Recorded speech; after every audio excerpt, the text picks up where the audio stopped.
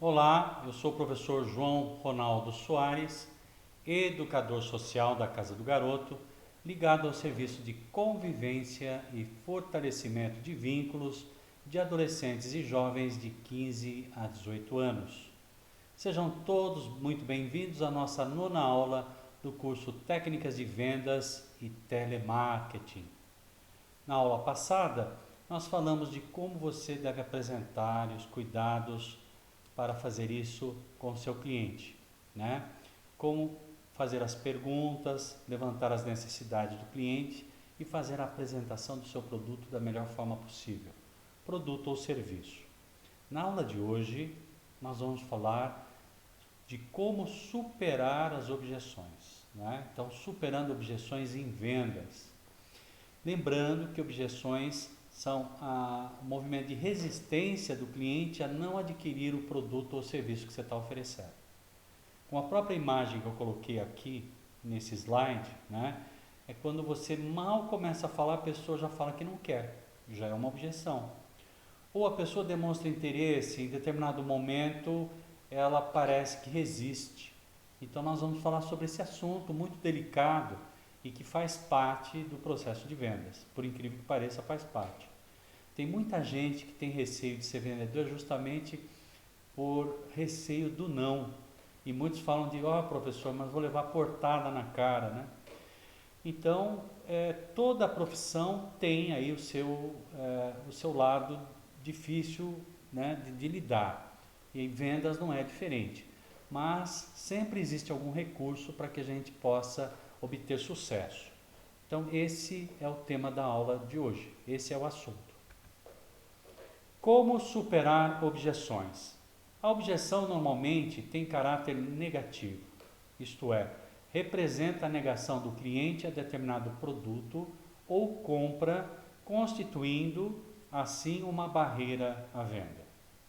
No entanto, ela é parte natural do processo de compra e pode acontecer em qualquer etapa da venda. O importante é que ela seja resolvida no momento em que aparecer. Então é isso.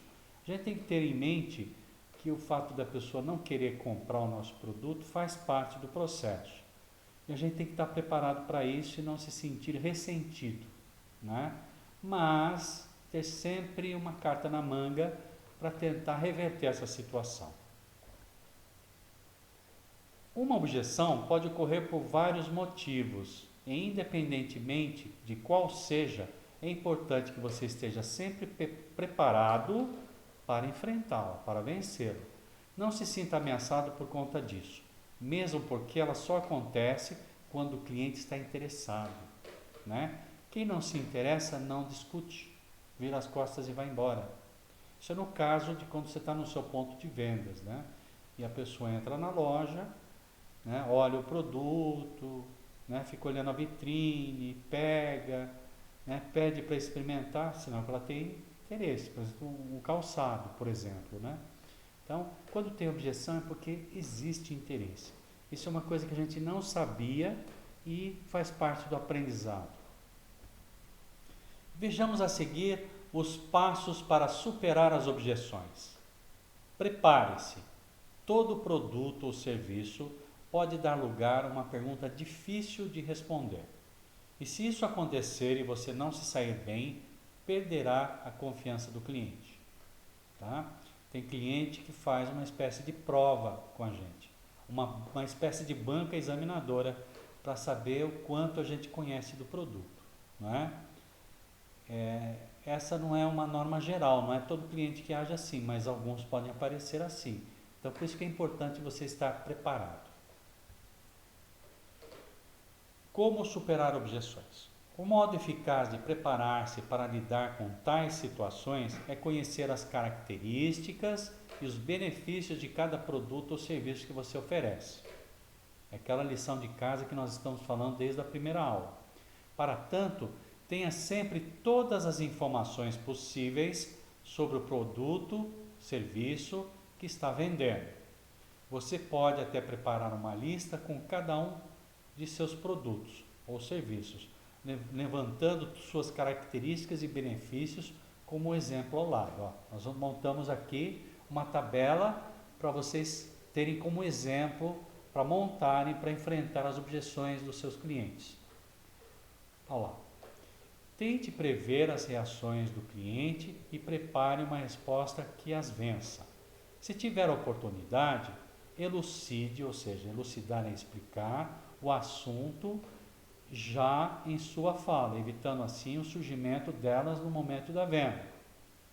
Procure perceber por qual motivo o cliente rejeita um produto.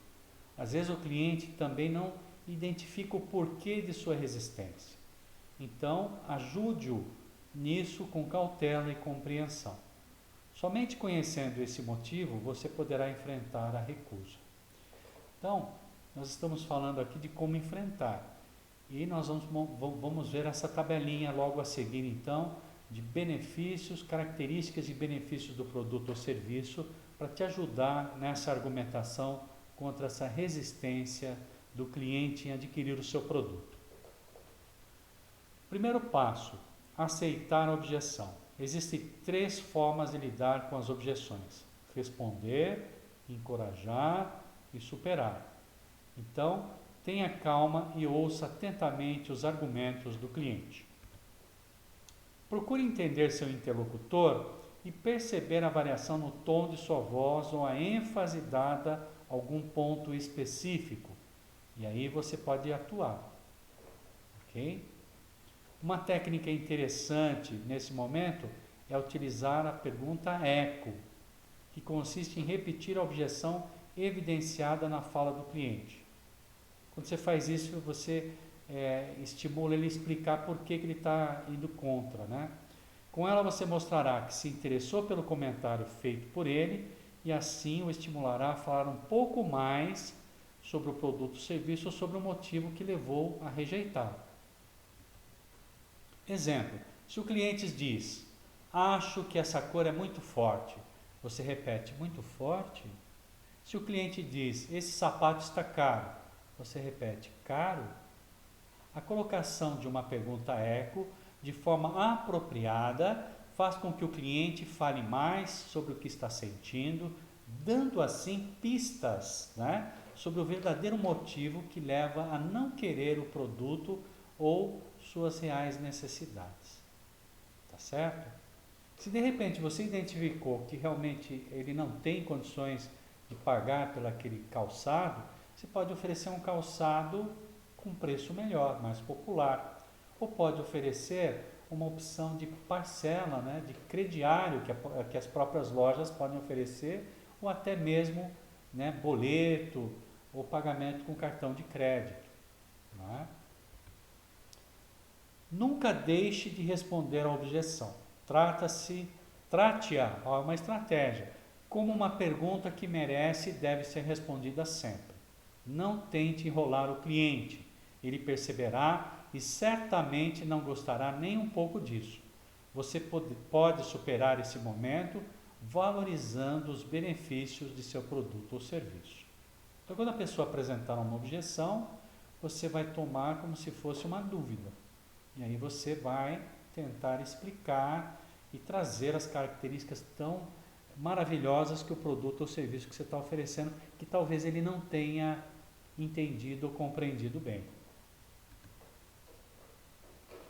Uma forma de preparar é, depois de estudar o produto ou serviço, montar um quadro, como nós falamos no começo, né? O objetivo é trabalhar as supostas objeções que o cliente faria a um produto ou serviço. Nesse caso hipotético, um chuveiro elétrico e as maneiras de tratar ou solucionar os problemas. Vamos lá. Primeira objeção. Será que esse chuveiro é o melhor mesmo? Como é que você resolve? Claro, senhor. Esse chuveiro tem uma ótima resistência e, além do mais, seu sistema de vazão de água faz com que pareça uma ducha. Será que aquece mais que aquele outro? Você pode responder da mesma maneira. E quando a pessoa, o cliente chega para você, depois de você explicar, demonstrar o produto, ele diz para você: vou pensar e depois volto. Você não vai deixar ele embora assim. Só para eu esclarecer, quais foram as dúvidas que o senhor teve sobre o produto. Gostaria de ver algum outro?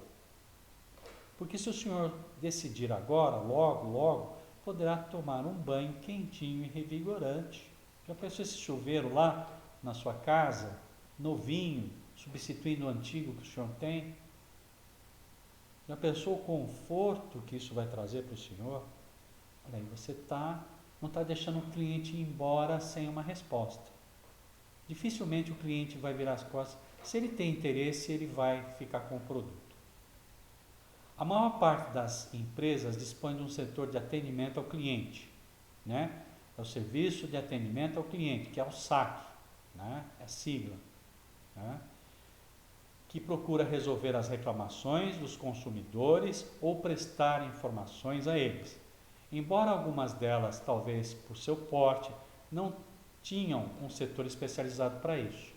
Nesse caso, a pessoa que precisará ouvir o cliente e tentar solucionar o problema será o vendedor. Então é importante você entender como funciona o SAC, para que quando você precisar fazer isso, você tenha isso como no seu repertório e acabe, né, envolvendo e fidelizando o seu cliente. Serviço de atendimento ao cliente, SAC. Caso a reclamação não seja resolvida na loja, o consumidor pode recorrer ao SAC da empresa que fabricou o produto ou que regulamenta o serviço prestado, por meio de uma reclamação formal. Esse tipo de SAC apresenta uma série de regras estabelecidas pelo decreto do SAC, na Lei 6528, de 2008, inclusive com prazo limite de 5 dias úteis para a solução da reclamação. Então você também pode orientar o seu cliente a fazer isso. Serviço de atendimento ao cliente, né? SAC. Para conhecer as regras do SAC, você pode acessar o site do Instituto Brasileiro de Defesa do Consumidor, disponível no link que nós estamos deixando aqui abaixo e que foi acessado no ano passado, tá ok? Concretizando a venda. Como concretizar a venda? Então já falamos um pouco como lidar com as objeções, que a gente pode entender, né? Resumindo, a gente não pode deixar nenhuma das reclamações ou queixas do cliente sem resposta, né? O modo eficiente de fazer isso é sempre mostrando as características positivas do produto e mostrando o quanto o cliente ganharia, né, na obtenção daquele produto, tá certo? Falamos do SAC também. Muitas vezes a empresa que você trabalha não tem, então você pode aconselhar o seu cliente a fazer a reclamação no serviço de atendimento ao consumidor da empresa que produziu o produto. Ou você mesmo pode resolver se for possível. Agora vamos falar da concretização da venda, que é o mais importante. Tudo é importante, mas concretizar a venda significa que você atingiu o seu objetivo como vendedor. Concretizar a venda significa obter a autorização do cliente. É por isso que essa etapa requer toda a sua perspicácia. O que é perspicácia, professor? Habilidade, o seu jogo de cintura, o seu toque de talento para convencer o cliente a pagar, ir no caixa, pagar e levar o produto. Ela acontece geralmente após toda a apresentação do produto e no momento em que o cliente demonstra interesse em comprar. Começa com o namoro, ele vai ali na vitrine, dá uma olhadinha, vai embora, depois volta, né? Olha de novo, aí ele toma coragem, entra na loja, né? Aí é o momento do vendedor abordar o cliente. Deixa o cliente experimentar o produto, mostra, né, todas as características, fale da qualidade do produto, né? E aí você vai negociando até que consegue convencer o cliente a comprar, né? A conclusão de uma venda, em geral, começa com uma pergunta que pode ser aberta ou fechada, como nós falamos na aula passada. Esta última também chamada de escolha dirigida. Esta última é mais eficaz porque limita a escolha entre as alternativas apresentadas. Lembre-se, a gente tem que apresentar 2 alternativas para o cliente. 3 alternativas deixa em dúvida e uma alternativa só ele pode desistir. Assim, em vez de então o senhor vai comprar o produto, pergunta aberta, é interessante dizer o seguinte: o senhor pretende pagar com cartão ou dinheiro? Nós temos a opção do Pix da nossa loja, que é a modalidade de pagamento mais interessante, né? Instantânea. Ou gostaria de pagar à vista ou parcelar em 2 vezes no cartão? Perguntas de escolha dirigida, ok? É uma forma de você amarrar o cliente para que ele faça o pagamento e concretize a venda. A concretização da venda só acontece se seu procedimento tiver ocorrido de forma gradual e positiva. Você não pode atropelar. Você vai devagar, com jogo de cintura, né? Vai conversando, vai ouvindo o cliente, fazendo as perguntas abertas e fechadas para determinar as necessidades, vai resolvendo as objeções que vão aparecendo, mostrando as qualidades do seu produto, e aí você consegue fechar. Portanto, durante a apresentação do produto, você deve encorajar seu interlocutor ou cliente, né, a falar livremente, mas o fechamento da venda só pode acontecer com o sim. Ok? É isso que nós temos que obter, o sim. Ao se despedir do cliente, reforce sua escolha, agradeça a visita e incentive-o a voltar mais vezes. Assim você vai criar um laço com ele e provavelmente quando ele precisar de outra coisa, ele vai lembrar de você e de como foi bem atendido e vai te procurar. A isso nós chamamos de fidelização. Você não quer fazer a sua venda uma vez só, você quer vender mais vezes. Então por isso nós chamamos isso de marketing de relacionamento. Eu tenho que manter um relacionamento positivo, construtivo e interessante para o meu cliente. Outra atitude importante para melhorar seu desempenho é realizar uma retrospectiva de todos os passos dados no atendimento a esse cliente. Com isso, você poderá não só utilizar técnicas semelhantes em outros atendimentos, como aperfeiçoá-las. Então, nós estamos percebendo que você, com um curso como este, vai te ajudar em muito para você atuar como vendedor, mas não é suficiente. Você vai aprender na prática. Depois você vai perceber que tem deficiência na negociação, por exemplo, você vai poder fazer um curso de aperfeiçoamento. Você percebe que tem dificuldade de se expressar, você vai fazer um curso de comunicação verbal. Você pode ter dificuldade na organização, né? Na parte de papelada, a burocracia da venda, você também pode se aperfeiçoar nisso. Então, estudo é contínuo, a aprendizagem caminha com a gente no decorrer do nosso desenvolvimento profissional. Isso tem que ficar muito claro para todos nós. Com isso, encerramos a nossa 9ª aula do curso de Técnicas de Vendas e Telemarketing.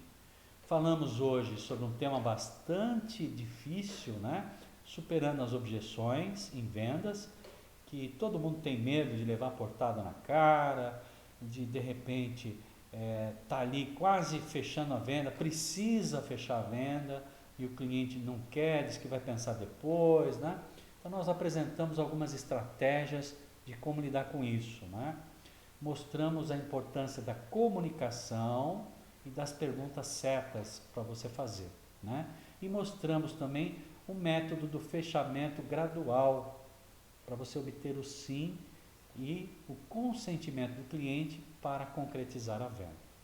E ao se despedir, você de forma elegante faz o marketing de relacionamento para fidelizar o seu cliente para que ele possa voltar e procurar você quando ele precisar de atender mais uma necessidade, tá certo? Espero que vocês tenham gostado. Desejo a todos vocês uma ótima semana e até a nossa próxima aula. Tchau, tchau.